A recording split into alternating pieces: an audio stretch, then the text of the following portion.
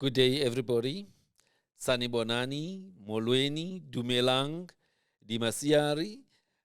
This is Dr. Fundi Lenyati, aka Dr. Fundi.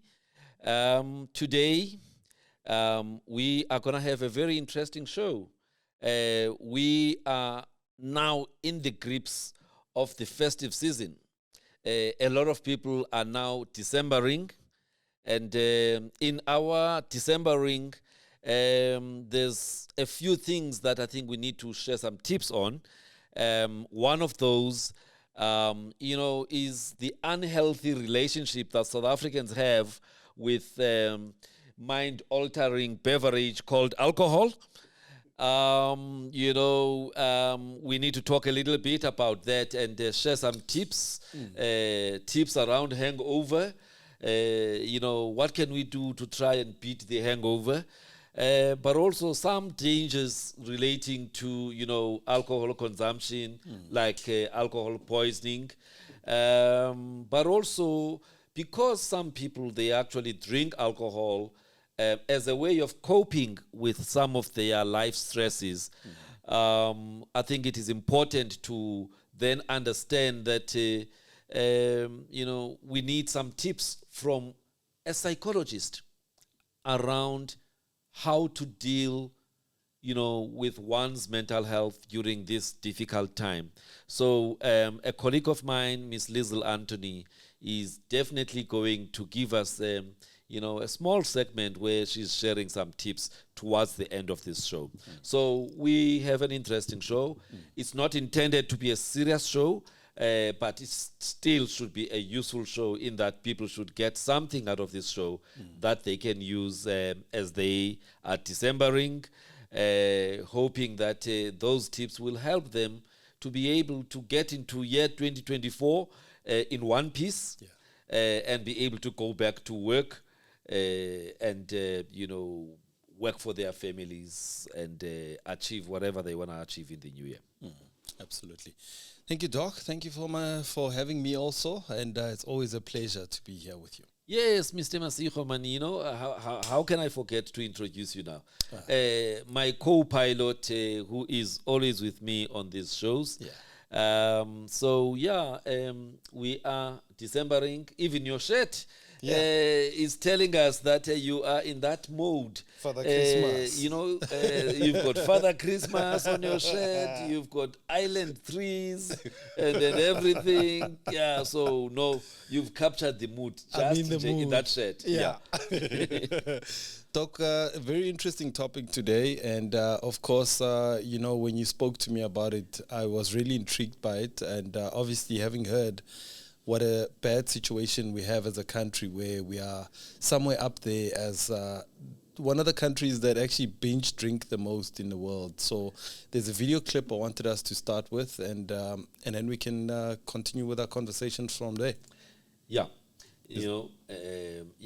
Okay. I think let's go for that video, and then we can have our topic and conversate. Okay, yes. Let's do that. Globally, when it comes to alcohol consumption, this is according to research conducted by the World Health Organization.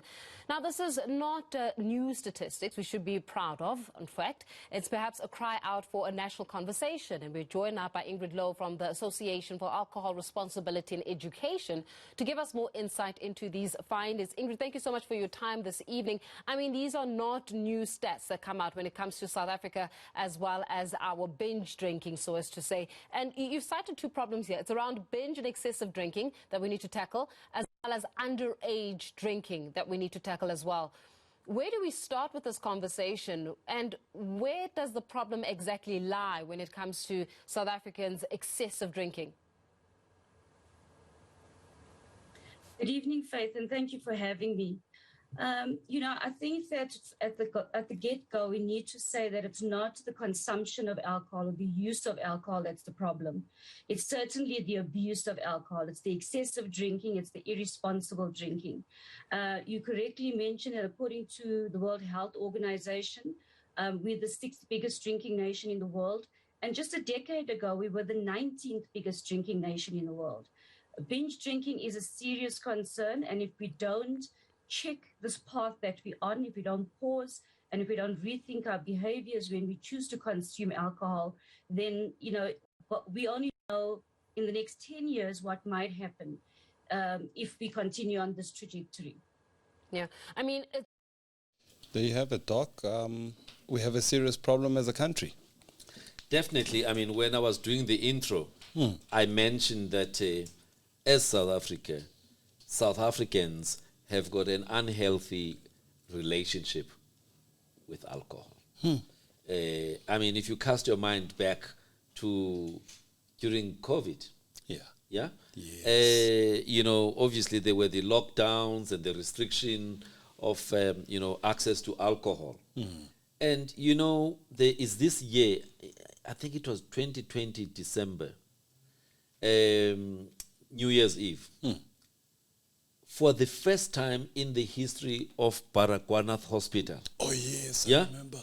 There was no stabbings. Yes. There were no motor vehicle accidents. The nurses who work there expecting trouble during the New Year's Eve, they were just chilling, Yeah. That's just one of the examples that, the alcohol intake contributes to so many other social ills. There was no GBV, there was no, so the point I'm trying to make is that as South Africans, we have an unhealthy relationship with alcohol. And the problems that arise from that create other bigger problems. Motor vehicle accidents. During this time of the year, there's so many motor vehicle accidents. People die from those. But there's also so many people who drink and walk. Yes. And so about a third of all the people who die on any given festive season, it's people who actually were pedestrians. Drinking and walking. Drinking and walking. So drinking and driving, drinking and walking, drinking and beating up your spouse, drinking and fighting and stabbing and shooting, drinking and, committing things like rape and stuff like that. So we have a problem as a country. So in that clip, they say a few years ago, we were ranked number 19. Yes. And the stats that they are releasing there, they are saying now we've moved up to number 6 in the world. That's like a jump of about 13 spaces. That's big. That's a lot. That's a lot. And if we continue on this trajectory, we could be the champions, of the world when it comes to alcohol binging. Yeah. And I don't think it's a title that we really want, just like the title of being the country with the most number of people with HIV. That's true. So certain, being the in the world is not always a good thing. Yeah. Yes, Absolutely. being the best rugby team in the world, that we love. Yeah. But to be in the top 6 in the world for drinking alcohol or binging with alcohol, it's certainly not something that South Africans, should actually be proud of. So, Doc, this brings me to this. What is actually alcohol binging?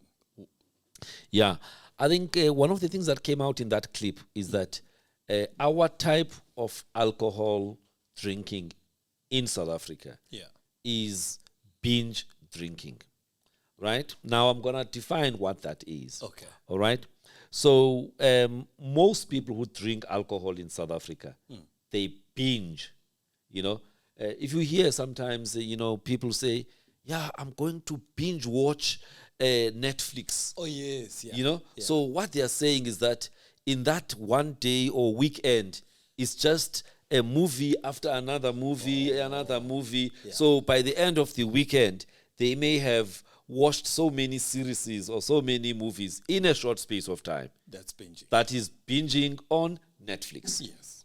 But when we're now talking about binging with alcohol, Okay. all right, we are talking of consuming huge amounts of alcohol in a short space of time. Okay. Yeah? Lots of alcohol, short space of time. It's defined as consuming 5 or more drinks on an occasion as a man, and 4 or more drinks on an occasion as a woman. All right? Obviously, women, if we drink the same amount of alcohol, they are likely to get to a certain level of, drunkenness much quicker than us. Oh, yes. Based on the body size, the muscles, and whatever. So when we're talking binging, they just need 4 drinks, to get to that level of excessive, drunkenness. Have they not overtaken us, Doc? Where you never know. I once heard of a story where or somebody was saying, long time ago, young men used to drink like their fathers, and the girls used to, be like their mothers. Yeah. Nowadays, they say some ladies, they drink like their fathers. So I must say that the gender differences in terms of use of alcohol, I think they are slowly disappearing. We're getting a lot of females who actually drink. And I mean, I stay in Sentin, or in the broader Sentin area. There was a report that came out from the city of Joburg, the traffic. Okay. The Metropolis, that they are now increasingly stopping and finding more females who are driving home from wherever they were, restaurants and nightclubs and whatever, more than the males. Over the limit. Yes. So in a way, what you are saying that sometimes now, in some situations, females are actually drinking more than men. But overall, as a country, males still drink more than us. I'm sorry, males still drink more than females. Yes. But in some of the urban centers, females have reached that level and maybe have exceeded that. If the reports from the Metro Corps, are anything to go by, it is something that we need to worry about. These are potential mothers, potential wives. A few months ago, we talked about fetal alcohol syndrome, where because of the excessive drinking by the moms who are pregnant, they give birth to kids, who are damaged because the brain, as it was developing, was affected by alcohol. So it is something that is serious. So the definition really is 5 or more drinks on an occasion. Hey, this word on an occasion. I think my English data bundles are depleted. Good December. 5 or more drinks on an occasion for men, and 4 or more drinks on an occasion for women. And what's important is to say most people who binge drink are not dependent on alcohol. So we need to be able to separate alcohol dependency, or what we call alcoholism, from binge drinking. Because binging, you still have control of your consumption of alcohol. Most times, you still have control. Whilst dependency or alcoholism, alcohol now has control. It demands of you to consume. So you drink a lot, but you're not dependent. That's binge drinking. Drink a lot in a short space of time, whilst people who are dependent, it's over a period of time. And I think it's important also to say, even though binging, it may just be a weekend thing, but it has its own dangers, and we will talk about those a little later. Yeah. So, Doc, as you're telling me about the binging, I'm thinking, is it a nice word to dress it up and make it seem like it doesn't seem like such a bad problem? but it's bordering on alcoholism. Well, I mean, see, I was just trying to be technical. Okay. You see, because when you say alcoholism, we talking dependence. Okay. Yeah? Yeah. The alcohol controls you. Yeah. Whilst binging, you're not necessarily controlled by the alcohol. Okay. You see, so I think we need to separate that. Yeah. Having said that, because the majority of people who are abusing alcohol, they are binging. If we really need to deal with the effects of alcohol in the country, we have to deal with binging. Okay. Right. So binging doesn't mean it's a less of problem compared to dependency, because most of the problems that happen are as a result of people binging. So we need to take it seriously. That's the pattern of alcohol use in this country. That's what is making us to be in that top 6 from 19, as per the report that we got at the beginning. Absolutely. So let's talk about the dangers. I know you spoke about accidents, and you spoke about Baragwanath Hospital not having as many incidents that one year. What are the other dangers of binge drinking, Doc?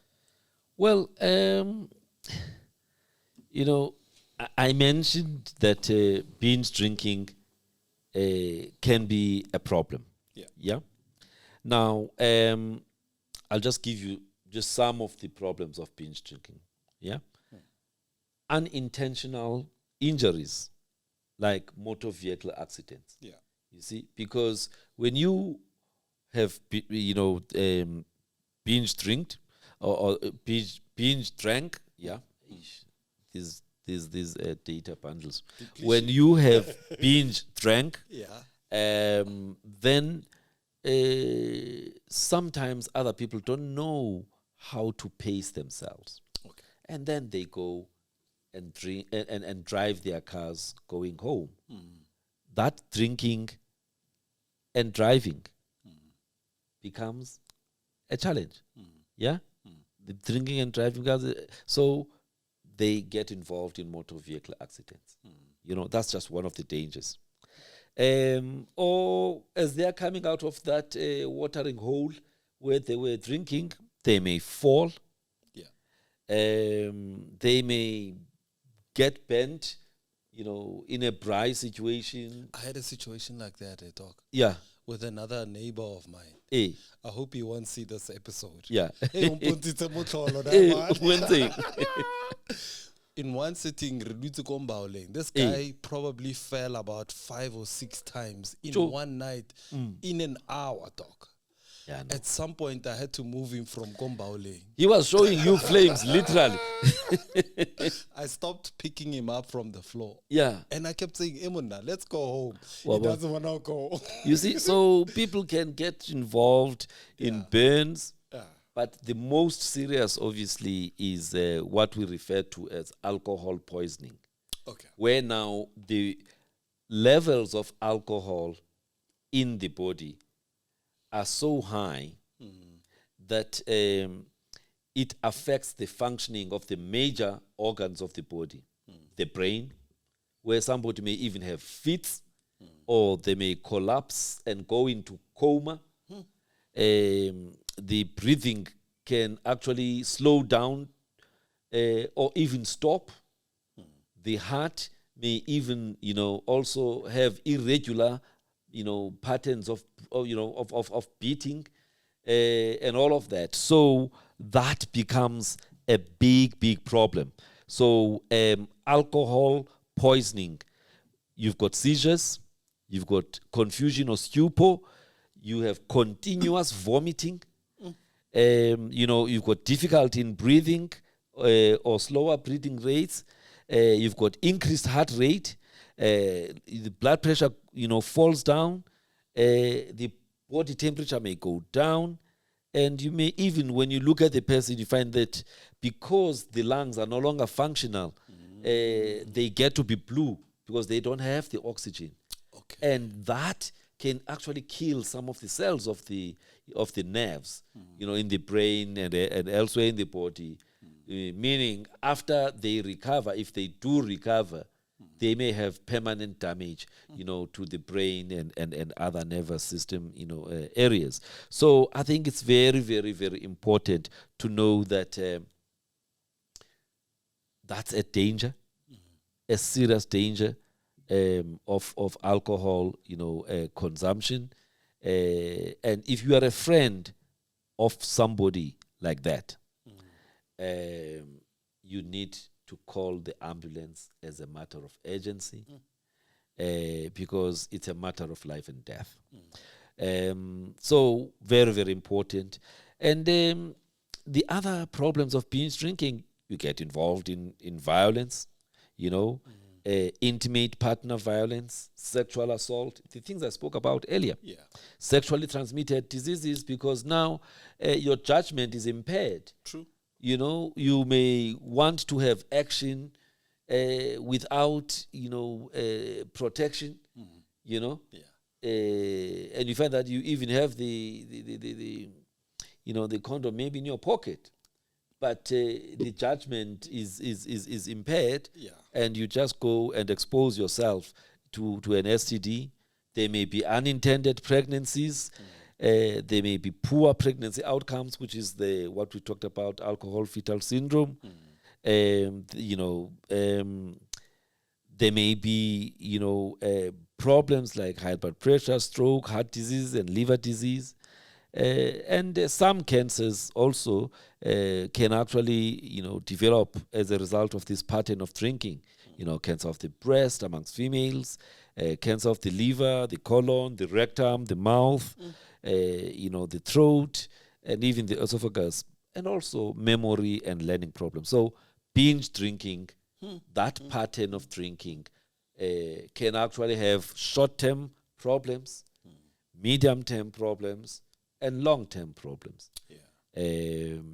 So I think it's important, as a country, with due respect, we've just lost one of our musicians who was highly reported, to be, consuming huge amounts of alcohol, to an extent that I think the liver was affected, and so the person complicated, and unfortunately we lost that bright star as a country. So these things do happen, and it's unfortunate when it happens to young people. It's not just her. Okay, she is famous, but there are many other people who are not famous, who, as a result of the same pattern of binge drinking alcohol, may have some of the complications that I've talked about: short-term, medium-term, long-term complications of binge drinking. Doc, are we masking our problems? Are we putting makeup on our problems? Do we have issues that are underlying that we are trying to deal with by abusing alcohol the way that we do?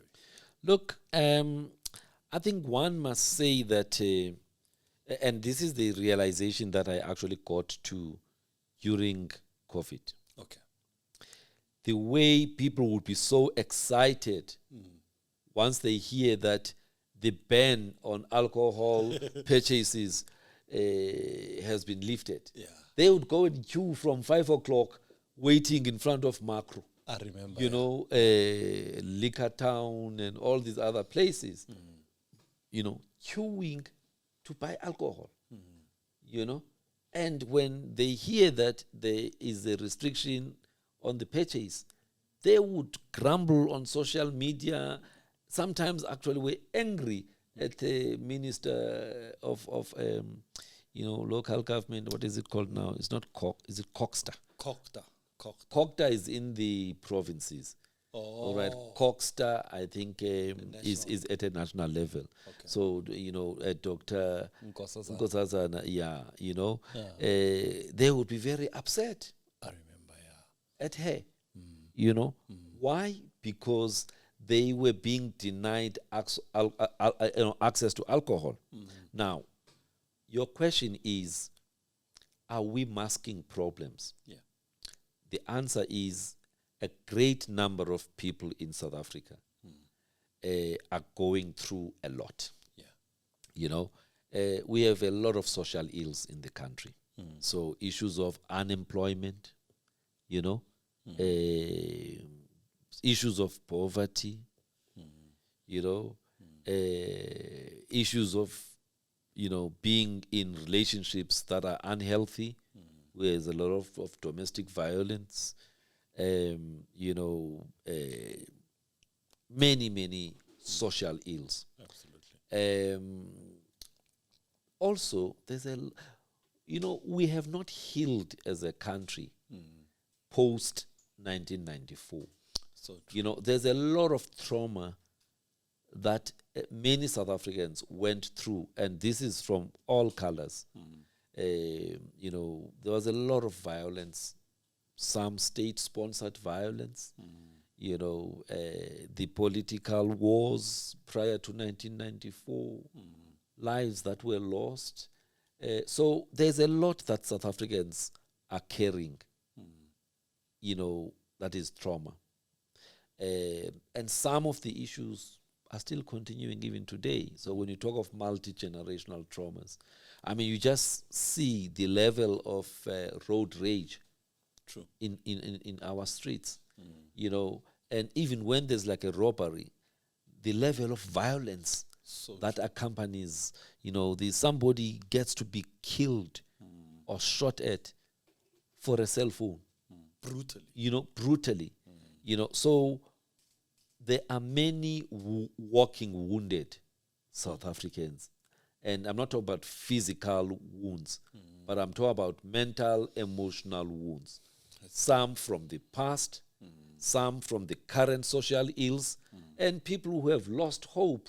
You know, like I said, young people who are graduates, you know, who can't have access to jobs. And you find that somebody was a breadwinner and all of that. So when people are stressed, they tend to have certain coping mechanisms. Some of those are constructive coping mechanisms, but some of those are destructive coping mechanisms. Yeah? Coping with the stress. So amongst the destructive coping mechanisms, one of those is what we call escapism. Okay. You are trying to escape from your reality by taking a substance or two that will make you, for that moment, forget your stresses. And the most commonly used substance for escaping is alcohol. Yeah? It's alcohol. It may just be alcohol alone, or others may add weed, you know, others may add hard drugs, you know, but alcohol is the most used substance to escape. So many people, they are hiding their stresses that they are, you know, experiencing on a daily by using alcohol. Which is why when there were these restrictions and people couldn't get alcohol, it was now forcing them to go face to face with their reality. So true. And they were not ready. They were not happy. They were not ready. They were not happy. Some of them, they decided, okay, if we can't go and buy from from the shops, let's then brew our own. So there were a lot of ideas, and where people were brewing their own alcohol. Yes, mkomboti and other much more hectic things, you know, that people were doing because they can't bear to face the reality of the challenges that they were going through, the stresses that they were going through. So I know I've taken long to answer your question, but the bottom line is that South Africans are a highly stressed nation, and this has become worse post-COVID. Because other people, they lost more than one, family member. It's true. They've lost friends. Some have lost jobs. So life is actually quite hard for many people. And alcohol is where, if they drink alcohol, they feel better. It's like it numbs The pain. their emotional pain, their stresses. But the problem with all of that then is that we end up with many people who are dependent on alcohol. And so, and the type of drinking, as I mentioned, is more of a binge type of drinking, which has got serious short, medium, and long-term complications. So yes, we've got many wounded people, and the ideal thing is that those people should learn much more constructive ways of of managing stress. Maybe let me just mention a few of those. Yeah. Just whilst we're there. Yeah. Yeah. Another destructive form of coping with stress is what we call denialism. Okay. To be in denial. Yeah. Something has happened, and you just go into denial mode as if it's not there, it can't be true. It's a normal mechanism to have that denial thing when you just heard that so and so has passed away, or I've been diagnosed with this, long, life-threatening illness and whatever. But it's not supposed to be long. Yes. It just buys you a bit of time, but you must move from being in denial. Like you go to a doctor and you are told you have this illness. Yeah. You may think, why don't I go to another doctor and see if this one is telling the truth? So you are in denial mode at that time. You think, he must have done a mistake. He must have made a mistake. You are in, but you can't stay in denial mode. So that's another destructive way. But a much more constructive way of dealing with stress is one of those is what we call positive distraction. Positive. You are distracted, but in a positive way. Positive distraction. Whereby as much as you are going through what you are going through, but you decide that I'm going to distract myself from my pain by being involved in doing something good for self or for others. I'll go and volunteer to do this and to do that, and a lot of people who were stressing during COVID, some of them, they felt better when they went to volunteer, feeding the poor or doing this or doing that. So when you give of yourself to be of help to others, even though you are still going through your own pain, it's actually therapeutic for you too. That the gratitude that you get from helping others actually helps you too. So we call that positive distraction. And them appreciating what you are doing. It exactly. Helps. Yes. Doing good. Sometimes it may not necessarily be for others, but it could be for you. You take up a new sport, or you read books. It's helping you with knowledge. That you will use into the future. Yet it's actually helping you also, to heal. Maybe you enroll for a particular short course. AI, and you find that you are actually investing in yourself for the future. So that is called positive distraction. Yeah. And then, things like exercise, regular exercise, 150 minutes per week. That is like 30 minutes times 5. That's another good way of dealing with stress. Going and get some pampering, maybe at a salon. That is also helpful. You know, as you are being pampered, actually it helps you to reduce stress. You know, so I'm just mentioning these things. I know the topic of discussion today is about alcohol. Absolutely. But I'm just saying alcohol binging could be one of the signs of somebody who's escaping from an underlying psycho-emotional or mental problem. Therefore, I also thought, let me just share a bit about some of the positive things. So, when you do stuff for yourself, self-care, exercise, getting that pampering, listening to music, going to watch your favorite team, assume it's not Kaizer Chiefs or Manchester United.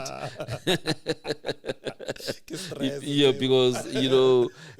I'm a Man U supporter, and we've been going through the most. It was hard for you on Sunday. Yes, but at least we got a draw. Yeah, it was a draw. We got a draw. But when you've got a team that at least wins, it's a good way to go and manage stress by going to watch them, at the stadium or even on TV. But like I say, if you belong to one of the teams that I've just mentioned, it may actually just worsen your stress. But if all of those things don't work, there's always professional counselors. If you work for a company that's got an EAP program, that is a counseling program, then you can make use of that, because then there will be professionals there. Or if you don't work for a company with those kind of programs, then you can then go and consult an independent practitioner. But the point is, if these basic coping mechanisms that I've spoken about that are positive and constructive don't help you to deal with the problem, then seek a consultation with a professional. Absolutely. Doc, we've got about 20 minutes to go. This time, obviously, there's another effect that happens to us when we consume a lot of alcohol. We have a thing called a hangover. Julia said... Hey, papalas. Julia says something to say here, Doc, before we actually ask you to define what a hangover is and how that comes about. Can I play you the video quickly? Please do. It's a message from December, or the message for December from the Honorable Member of Parliament, CIC. the CIC, the Commander-in-Chief of the EFF. Let's take a listen. I think this one is an old one. Probably about 2 years ago. But Julia always goes on a rant about something. Okay. No, that's fine. There's also a lot of wisdom within that rant. Sometimes there's a wisdom. Maybe it's wisdom that we are not ready to hear. Absolutely. So let's hear him. Let's hear him. Yeah. There's no happiness in alcohol. There is hangover in alcohol. There is sickness in alcohol. You must ask those who drink. The following day, they look like zombies. Even Vaseline doesn't sit on their skin. It doesn't matter how much long they bath because of that alcohol. Save yourself from puza face. Start drinking water. Well, Julius. Well, once again, I said there's some wisdom in some of the things that he says, from what he's just been talking about now, he's describing people who have papalas as people who are like zombies, at the height of the papalas. He says they're like zombies.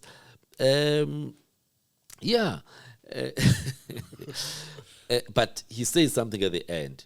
Go drink water. Now, it's one of the suggested interventions when you have got hangover. Drinking lots of fluids to to replenish, was, you see, alcohol is a diuretic, medically diuretic. It makes you pass more fluids, pass more urine. Okay. Yeah. So when there is something that makes you to pass more urine, through your kidneys, and stuff.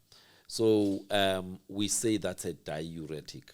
So when we're treating people for high blood, one of the tablets that we give, it's a tablet that makes you pass more urine as a way of reducing pressure. Okay.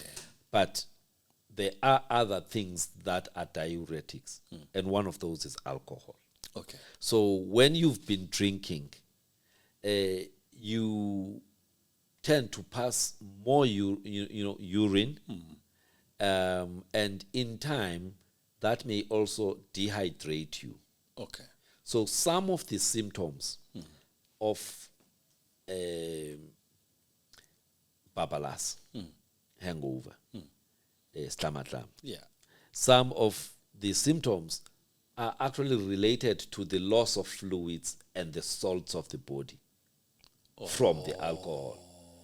Sodium, potassium, magnesium, and such like that, because they are being passed, through urine. Also, the lack of that causes babalas. Some of the symptoms of babalas Okay. are because you are depleting your body of essential fluids and essential salts of the body. And so you start to feel certain things, the fatigue, for example, that you feel. Because sometimes it's like you can't even lift up your head, So he's right then by saying fluid intake. Inwang meat. Yes, Yeah. So actually there's a lot of wisdom in what he's just said. Good advice from the CIC. Indeed. So, Doc, there's another video here. I want us to look at maybe there's a game that has been played here about what are the symptoms of ibabalas. Maybe if we can play it. Do you want me to talk about them before? Okay, let's talk about them before. Just some of those, and then you go to the video. Yes, let's hear them. Yeah. I must say that babalas, hangover, stomach, it can present in many ways. Eh? You. Untots. No, Hey.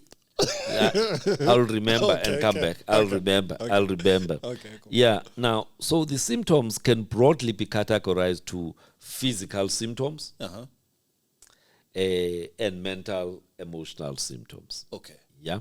Yeah. So headaches are normally a common thing. Most people who have got stomach, they've got headaches. Yeah. Yeah. They may be very sensitive to light and noise. Oh, yes. Yeah. Yeah. At that point. Yeah.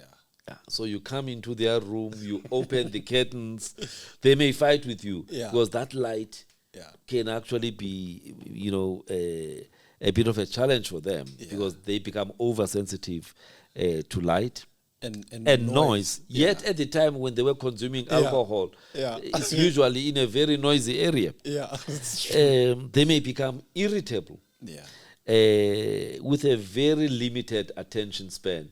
Yeah. So if you want them to do something that requires their brains to work, they may not be happy with you because everything goes slow motion. Yeah, everything is heavy. Yes, and obviously because when you drink, it goes to the stomach and the intestines, and then the alcohol is absorbed from there in the intestines to the rest of the body. Sometimes there's a bit of irritation of the stomach, causing nausea. Babang, they actually, vomit.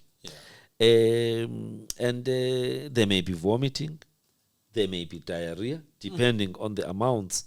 And generally, other people may just feel very tired, very weak, and muscle pains. Some of those muscle pains are coming from the salts that are in short supply.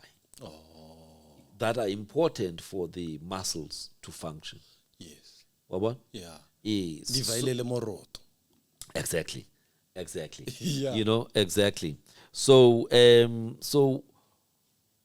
basically, there are many symptoms, and these symptoms are largely, as a result, of many things happening in the body. So, just to summarize them: fatigue, thirst, headaches, muscle aches, nausea, stomach pain, vomiting, vertigo, where Waspina. waspina,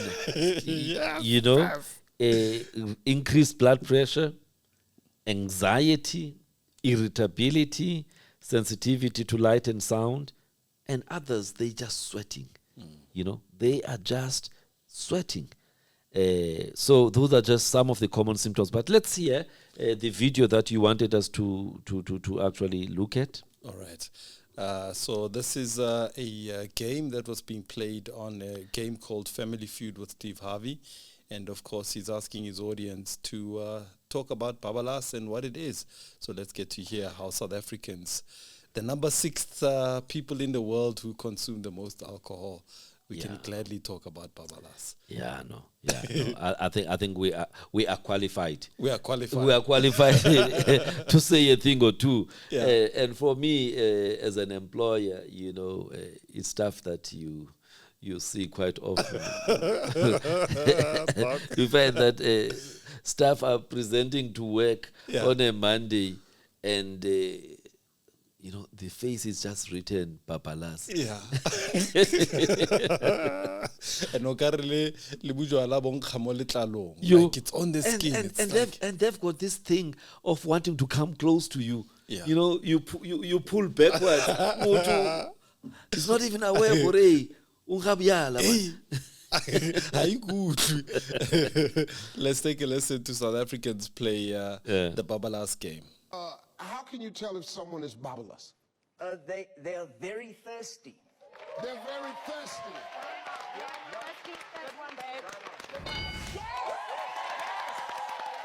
Kurt, my man, how long you been in the business?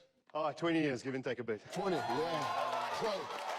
Pro shot, man. Tell me how you can tell if someone's babalas. Well, they're taking all the good ones.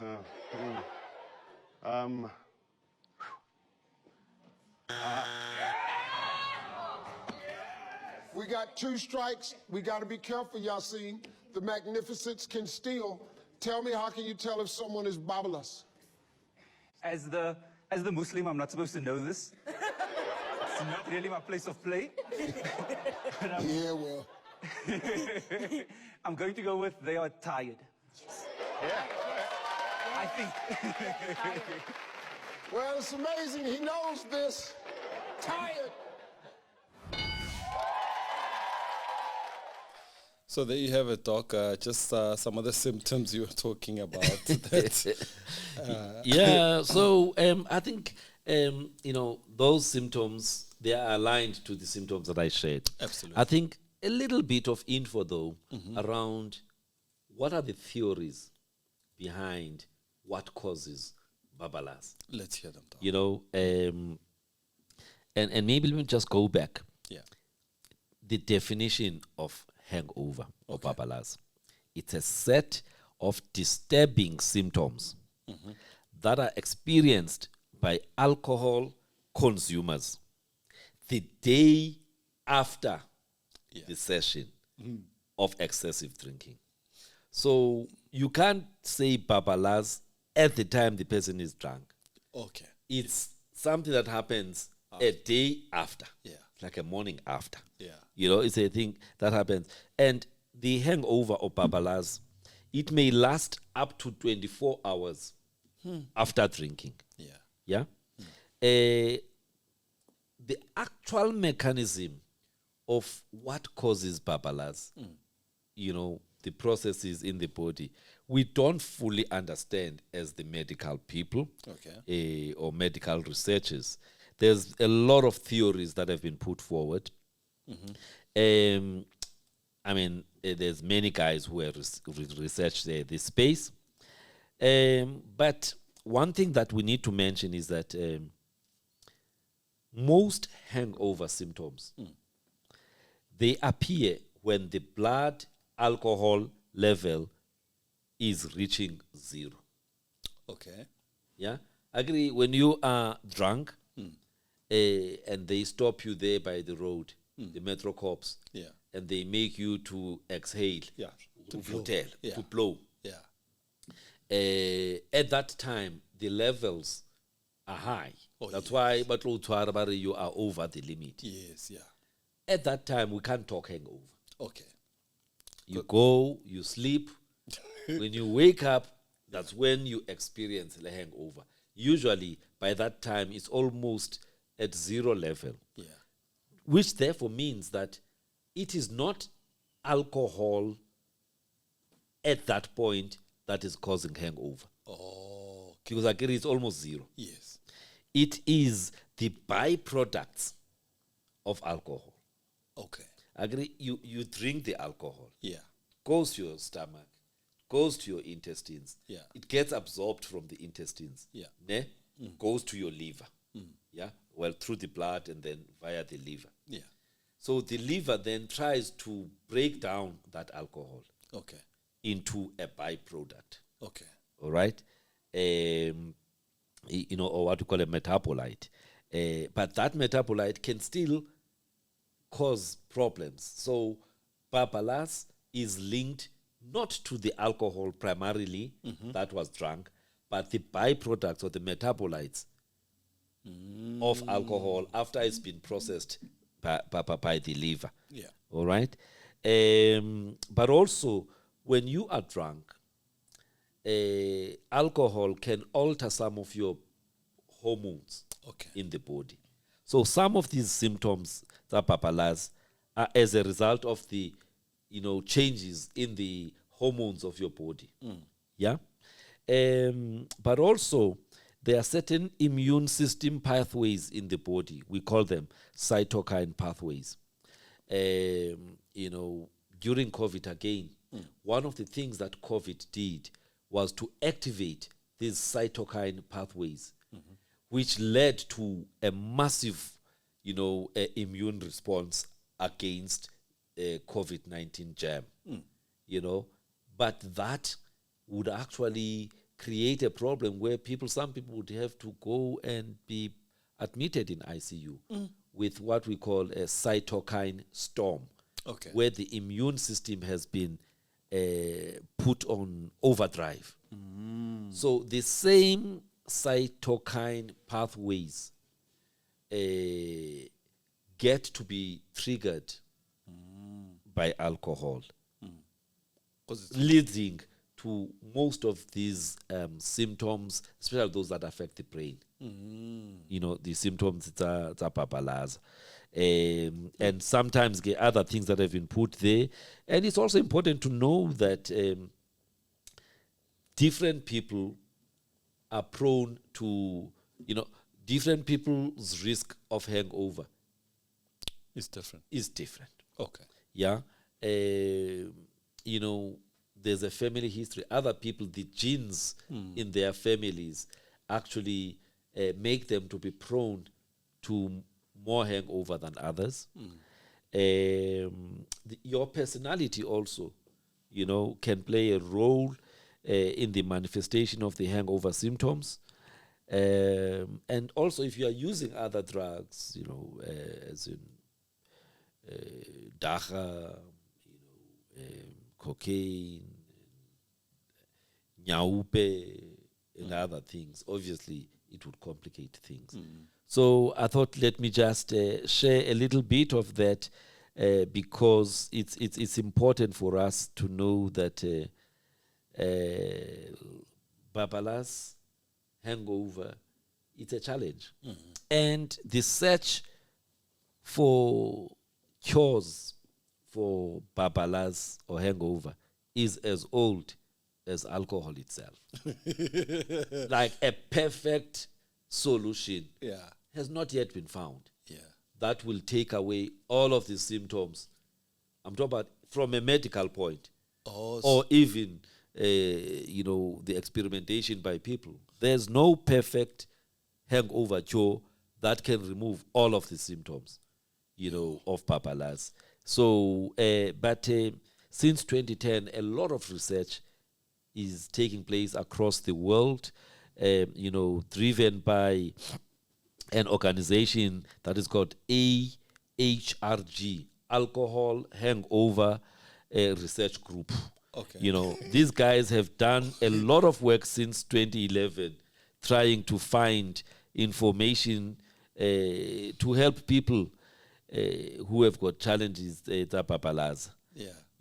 And they are making some inroads already. They have been able to find certain products or chemicals that actually are proven to solve some of these symptoms. Homemade remedies. Well, I'll say extracts. They are researching them. Okay. I mean, one of those is red ginseng. Ginseng. Yeah, ginseng. Oh, okay. Yes, you'll find ginseng sometimes even more Red Bull. Oh, yes, I've seen and those that things. name Yeah, so somewhere. ginseng, the red one. Korean pear juice Okay. has been proven scientifically to reduce the symptoms, babalas.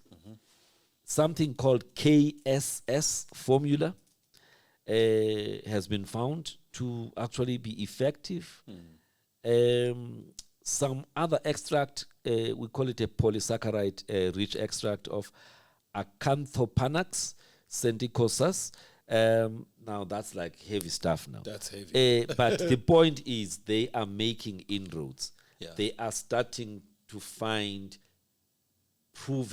scientifically proven chemicals that if they are put in tablets, they actually will make some of the symptoms to go away. But I must say, there is nothing yet that can remove all of the symptoms of papalas.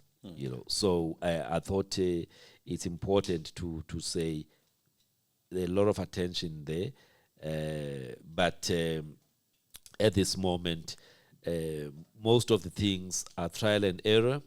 And to go back to what the CIC said earlier, he talked about go and drink water. And indeed, some of the tips to deal with hangover is drinking lots of fluid that contain electrolytes. Lots of fluid, water that contain electrolytes. I mean, things, and I don't have shares, guys, at this product, but something called Rehydrate. You go to a chemist, something called Rehydrate. Okay. It comes in sachets, and you mix it in a cup of water. Oh, yes. It's got the necessary salts that need to be replenished. Okay.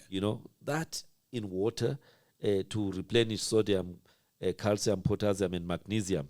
It actually is good. Taking a cold shower. A cold shower? Yes. Okay. Yes. Taking a cold shower can help to physically reset you if you are experiencing strong urges to relapse, or to help clear your mind, and some of the alcohol withdrawal symptoms.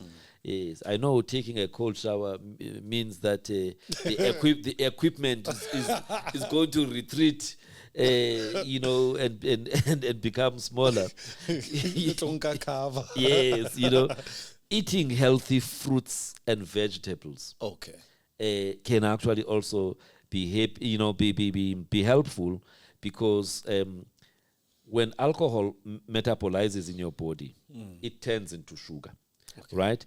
Because of this, then the body tends to use lots of sugar. So when you're eating healthy fruits and veggies, it can help to balance your sugar levels that your body is used to. These are just some of the tips. Meditation. B knows everything about meditation. Deep breathing, exercises, meditation can actually help you, especially with those withdrawal symptoms. So these are just some of the things. Going on and exercising. The last thing you want when you have got papalas is to exercise. Yeah. Yet, it is one of the natural ways of dealing with problems. The papalas. Yes. While you may not feel like exercising during withdrawal or papalas, but a small amount of exercise is one of the best tools for coping with, papalas. Your body releases happy hormones into your brain, creating a natural happy feeling within a person. And, so those are just some of the things. Listening to your favorite music is actually very good to help you deal with papalas. Going for because once you are happy, once again, that music, it helps you to release happy hormones. And that is helpful. Going for a walk, reading a favorite book, those are just some of the things. And I must say, there are certain mixtures that are actually done in other places that actually have been proven to work. For example, something called Virgin Mary. This one it's the Virgin Mary drink. It makes use of tomato juice with a hot sauce, and that actually helps. A lot of guys who go for tomato juice with a little bit of some spicy thingy to try and deal with some of the symptoms, and it works. Tropical detox tonic that has got coconut water, apple, pineapple, and mint. Quite tasty, and it actually relieves some of the symptoms of papalas. Wow. Ginger tea, fresh ginger with honey, water, and lime juice. Very useful. Take those tips, Figo. Gonna need them. Yes, blueberry and spinach smoothie. Very useful. Wow, that's interesting. Blueberry and blueberry and spinach. Green pear smoothie. Maper. Green pear smoothie. And you hoy banana and ginger. There hoy some cinnamon and almond milk and honey and a bit of vanilla. You have a perfect, solution to deal with some of these symptoms. Peanut butter, chocolate protein shake. What? I know most of us don't like peanut butter, but actually, peanut butter chocolate protein shake, you blend it with milk, chocolate, and a bit of old-fashioned oats. It can sort you out. Other people, they want something that is fatty, and so avocado and egg toast. Okay. It can help you with that, including radish, scallions, soft-boiled egg, served with avocado and slices of sourdough. That will sort you out. Wow. So obviously, different people have different, remedies that they make for themselves. Bacon, egg, and cheese muffin. Yes. Okay. Yes. That's why some people, they want to go and have something fatty, because it actually has been found to work. You may not be somebody who's a fan of fast foods, but if you make bacon, egg, and cheese muffin at home, that will go a long way in helping you out. Muffins, apple bacon muffins. What? Apple bacon homemade muffins, bran muffins. What create? Bran muffins. So there's many things that people use. So the point I'm trying to say is that it is critical that we avoid binging. The less alcohol you drink, the less need to find these kind of things. The remedy. The remedy, yeah. Yes. The less chances of you wanting to find remedies. But if you do, there are certain things that are proven to work. And more research that's done by that alcohol research group, I'm sure sooner or later we'll have a perfect solution. But at this moment, it's not yet there. Absolutely. Doc, there's one last video. A guy was drinking too much and he suffered from babalas. And these are the after effects of babalas. For those who don't know, I just wanted them to hear and see what type of a feeling it is when you have it. Can I play it for you and then we say our goodbyes on the other side? Yeah, please. All right.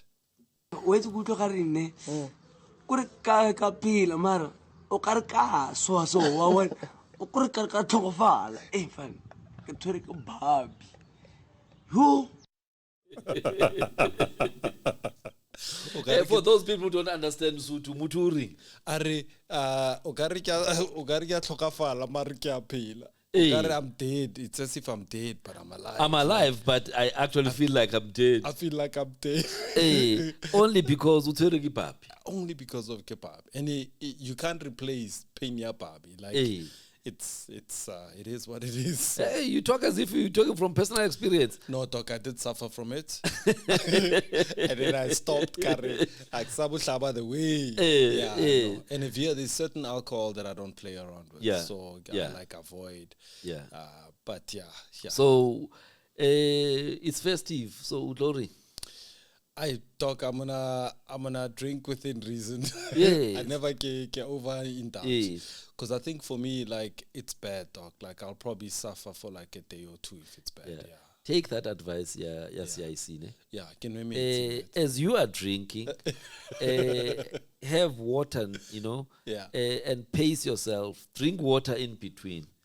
You tend to have less of, the rise in the alcohol levels in your body, but also you are helping yourself by rehydrating as you constantly go to the toilet to pass urine, so it's actually very good advice, that's why I normally say to people, like the guys who drink wine, I said, okay, I tell them, you know what, if you have to drink, that wine, then have maybe a liter or two of still water, or even what's the other type of water now? The one sparkling water. Yes, but still water or sparkling water as you are drinking. In between the alcoholic drinks, drink water. Some people even say Oscar whiskey ka fizzy. Sweet drink. Sky mixer ka Sprite ka all those sweet drinks. Ka soda water or ka still water. That also helps reduce. That's why I mean, like they will say whiskey on the rocks. Because the rocks is basically the ice blocks. The ice blocks are water. Because the thing is, those drinks that other people use to mix with have got other, ingredients, which, as per the info that I was sharing, some of those ingredients may actually worsen. That's true. The effects of babalas.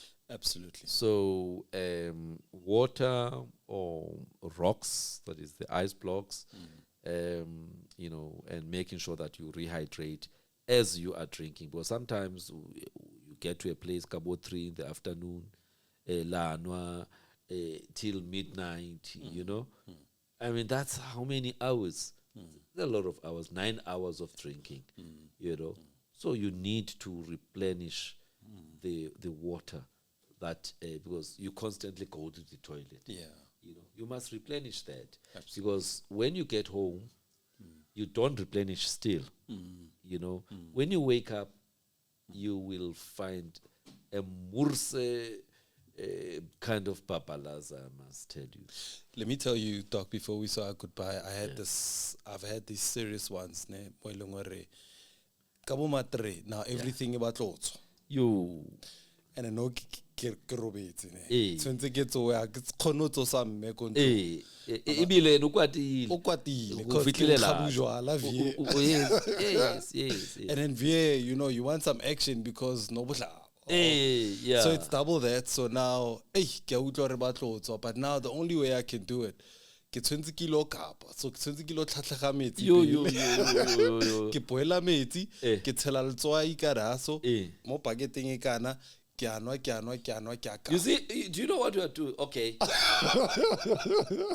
Yes, well, if you were not inducing the vomiting, I would have said that's a good thing because you are getting water and salts in the body. But now you are actually doing that to induce vomiting, which can actually be dangerous, by the way.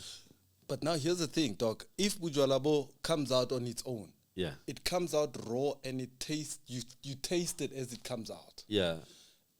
And that's not the kind of taste you want. Yeah. Of vomit and if you drank spirits and other things, you taste it. And then so I can really levati. Yeah. So the alcohol comes with the water. Yeah. And then it's less painful. The after effects are But like I'm saying, it can be dangerous. Okay. Sometimes that forced vomiting. Okay.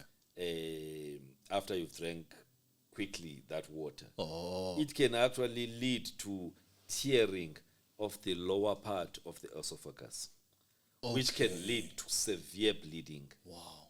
Which can actually be life-threatening. Yes. Like ukata esophagus. Yes. Yeah. The lower part, the sphincter, the lower part that there's like a muscle there that is like at the joint between the esophagus and the stomach. It's supposed to close so that things, when they go into the stomach, they don't come back. So when you've drank too much water at a short speed of time, a liter or two, because you want to induce vomiting, but that may lead to a tearing there. Makes sense. And bleeding, which can be problematic. So I know where we come from, Komahaying, we've got a habit of inducing vomiting. Because really, rinsa nyoko.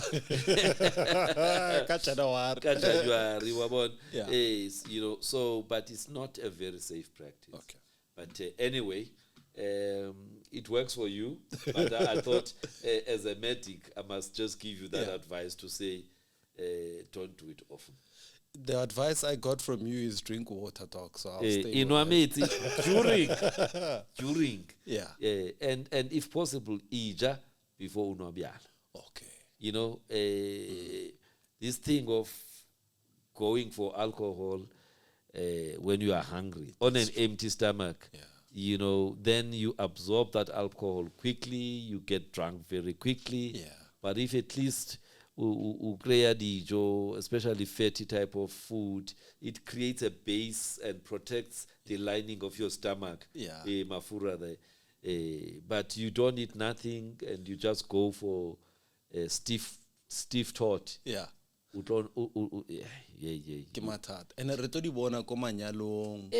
yes. Because komanyalong you eat late. Exactly. Yes, exactly. That's why for me, if I'm going to Linyalo or Mkiti, go Eastern Cape, I make sure I have a good breakfast before Getsamai. Because you don't know who Utlojaning. And then you may be tempted to drink. Yet you have not eaten. And you will be tempted. Exactly. Doc, we've said a mouthful, but we have a short interview with Liezl that you've asked me to have a conversation with. And it was important. It is important that we get some tips from a clinical psychologist because you see, as much as we are all in a festive, jolly mood, things can change.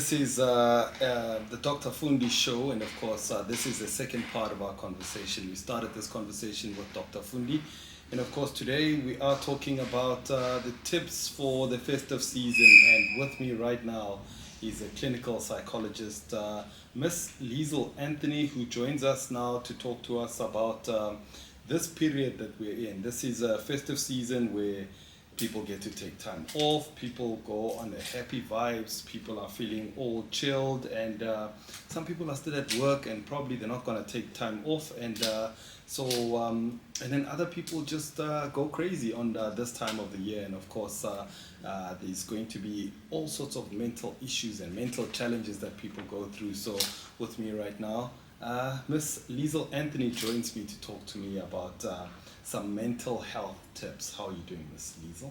I'm doing very well. How are you doing? I'm very good, thank you. Do you celebrate Christmas? Merry Christmas and a Happy New Year to you. Let's start with that first. I do. Thank you for the well wishes. Do Awesome. you celebrate Christmas? I do. I think I'm going to enjoy this Christmas. I hope so. Good. So today we're talking about this very important issues, issues of mental illness and mental health issues.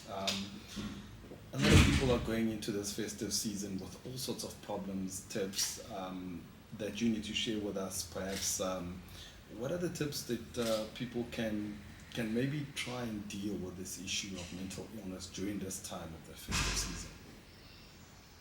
I think it's a good question. I think it needs to start off by saying that, the festive season can sometimes, or traditionally we think of it as a time of joy, laughter, fun, spending time with family. The reality is it's not always the case, especially when you deal with mental health challenges. And a lot of people silently actually have mental health challenges that they don't necessarily share. I think for those that are experiencing those challenges, this time can be particularly difficult because everybody's in a joyful mood. So tips or, just some ways for them to deal with it is to basically acknowledge the fact that I do have a challenge. It is a difficult time. And when they do have a mental health professional that they speak to that person, to ask for help, to learn about what are the mechanisms that work. And they would have learned coping mechanisms through their counseling, if they are in counseling or seeing someone, and to just basically implement those coping mechanisms to make sure that they don't veer off from what used to work, especially during this time. And it's important to take time off, to say that it's becoming a bit overwhelming, I need to just take a break and have some me time. So I think that is the most important thing. For family members, it's important for them to support those loved ones that they know have those challenges, to be there for them and to just offer support. Absolutely. I mean, we're going into this time where people are excited to get their bonuses, they're going to go a bit crazy. So when there is mental issues and mental challenges up, do people know how to behave during this time? Or does this time make things worse? Because now nobody's there to listen during December. Nobody wants to hear anybody with problems. Wow, I think sometimes it's called silly season. Yeah. It's a season where everybody goes a little bit off and veer off, and everybody wants to be in a happy mood. But I think it's time to just take stock and to say, this doesn't have to be different than any other time. I can still be joyful and cheerful, and I can still spend a little bit of money. But I think it's important to just say, take those reality checks and say, this, January is still coming. There are other, challenges that might be, waiting. There are other, we have other types of responsibilities and obligations that are still waiting. Kids going back to school, going back to work. So it's important to, even if you feel like you've got a little bit of a bonus, be sensible about how you spend. In terms of what you're saying, I think there are always people out there willing to offer help and wanting to be there for people that are experiencing these difficulties. reach out. There are call centers, there's helplines. It's important to make use of those support mechanisms or support systems. Absolutely. Just on another issue is there's also those who go into this festive season, they lost their mom, a dad, and the families coming together. It's not as joyous as to meet during this time because now the loved one, the rock in the family has probably gone. How do families deal with loss of loved ones during this time? Yeah, I think once you've lost a loved one, big celebrations like Christmas can be particularly difficult and very stressful. It can be a very lonely time for people, especially after bereavement. Everybody's putting up the festivities, the decorations, they're making plans, and for some there will be an empty chair this Christmas, and the grief that people experience is very real, and I think it's important to not minimize it. It's important to realize that the person that we have loved is no longer there, and it's important then to take care of yourself. If you are a family that's close and support each other, it's then even more important to close ranks and to be there for one another. So for some people this can be particularly triggering, the decorations, the rituals, the festivities, and it's important to realize that it can trigger immense grief, and not to think that what is happening now, am I not dealing with a loss? Every first, whether it's a first Christmas or a first birthday, it will be a difficult time for everyone around them. And I think especially with the rituals around holidays, the loss of the traditions can feel like a secondary loss, because that key person is no longer there to enjoy it with you. So it's important to go into that knowing it. And I think for a lot of people what they feel is that the anticipation of the event is actually worse than the day itself. So to also think that it might be quite bad leading up to Christmas or New Year's, and that the day itself might not be as intense of what the person has anticipated. Absolutely. Then the last one is we know that there's a lot of students who may have passed at school, struggled at school, didn't make it. I don't want to say failure, but it's one of those things that happens to anybody that's studying that may have not made it through. Also a difficult time for them to be in a joyful mood, especially knowing that you didn't make it through. Or others might just abuse the alcohol a little bit too much because of the pain that you're trying to numb. Advice to them? Yeah, I think, once everybody sets goals and they have dreams, and sometimes those goals and dreams lead to disappointment. I think it's important to look at it in that way and to say that, yes, things didn't work out the way that I would have wanted it to, but it's important not to get stuck in the past and to actually move forward, to say what can I do, what are the changes that I can make, and how do I go about it. So use it as a stepping stone, not to just wallow in that. I think it's important to acknowledge the disappointment, to say that this is what has happened, but how do I get past this? So your response to the disappointment is going to be important, and to make use of your support systems. For those that are struggling, once again, there are, call centers, there are numbers to call to reach out to people, but there's also usually everybody's got that one particular person that they can talk to. So to remember that, yes, it might be sad. So give yourself that 5 minutes to feel sad, to feel disappointed, but to say that life goes on. What can I do to celebrate, and how can I celebrate? So yes, in South Africa, we celebrate by eating, we celebrate, by drinking. So keep that in mind. Drink sensibly, eat well, keep active, enjoy yourself, but enjoy yourself sensibly. Absolutely. Thank you so much for chatting to us. And of course, that's clinical psychologist Ms. Liezl Anthony giving us some tips right here on the Dr. Fundi channel. And of course, it's that December fever. We are Decembering, so we got to do it responsibly. And to those of you with some challenges, and of course, I hope that this segment has helped you quite a lot. So thank you very much for joining us, ma'am. Thank you so much. Brilliant. Merry Christmas. Merry Christmas to you and a Happy New Year. Thank you. Awesome. All right, let's take a break. Let's do this.